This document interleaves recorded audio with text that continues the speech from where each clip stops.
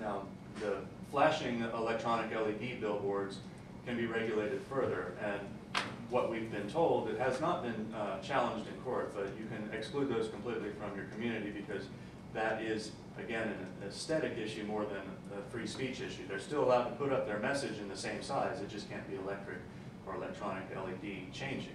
So if you all wanted to completely eliminate the LED billboards from Leesburg, that would, we understand it, be legal and permissible. That, as I said, it's not been challenged in court. So, and then the other thing, the smaller signs, the LED signs, those in Lee County, we said that there could only be a certain number of them. So more and more people will apply for them as Sonic rehabs their building and new buildings come in, but there'll be a maximum of how many can go in. And the reason that we wanted to put a maximum on it is because if you can imagine these 4x6 signs that have flashing sale, 99-cent burgers or whatever on every single building, because everyone wants to advertise in the brightest, most flashing way possible, the 19 going south would end up looking a little bit like the Vegas Strip with all the lights and flashing. So we didn't feel that was appropriate.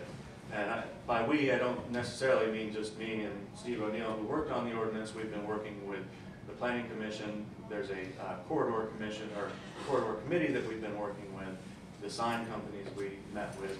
So we've met with a variety of groups to put this ordinance in front of them and see what their opinions were. We did meet with the sign companies to see what they liked or didn't like about the ordinance.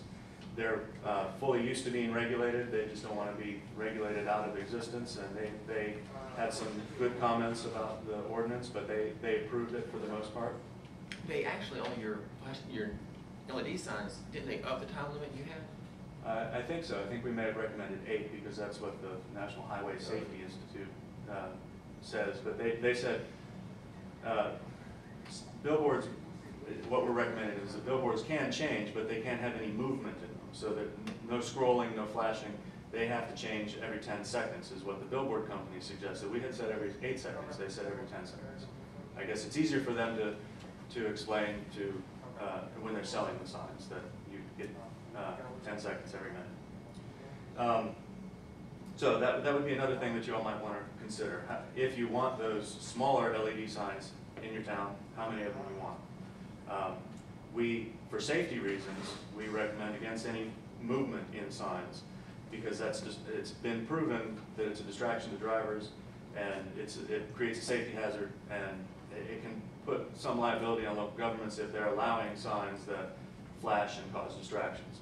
So it's a recommended approach from a safety perspective not to allow flashing or signs with movements in them. They can be very distracting when you're trying to read a phone number that you can't see the whole phone number at once because it's scrolling through the sign and you have to stop your car in the middle of traffic to read that, and that has caused accidents. So the most controversial issue in this sign ordinance, of course, if you look through it, is the last part where in this ordinance, and again, this is just a draft for you all to look at and suggest changes that we will make, but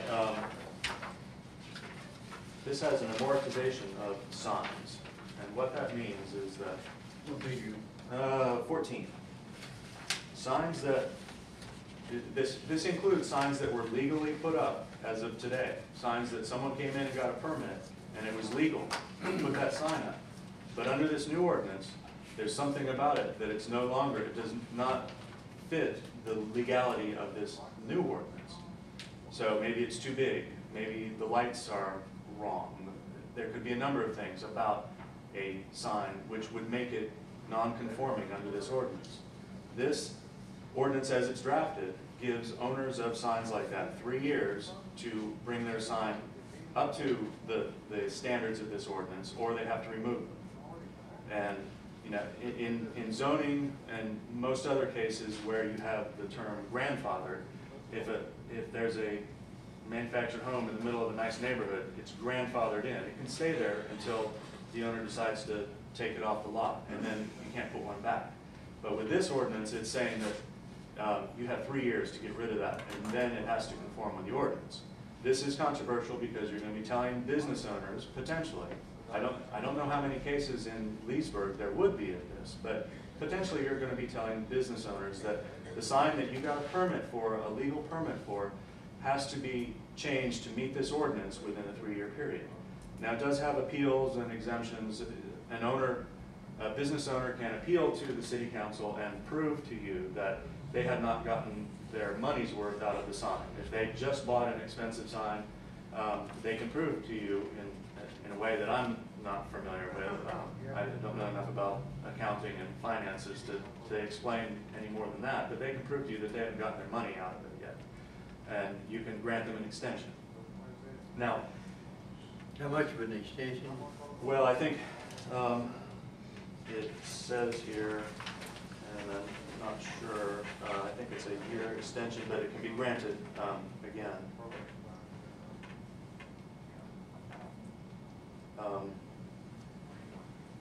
Steve, if you wouldn't mind looking that up on him, he'll look it up and we'll answer that. But in other words, it could be granted without doing anything that would be destructive to the total ordinance. Right, they could be, And they would have to provide proof that the city council was satisfied with it. Well, this says here that any grant shall expressly state the duration of the additional time granted by the city council. Okay.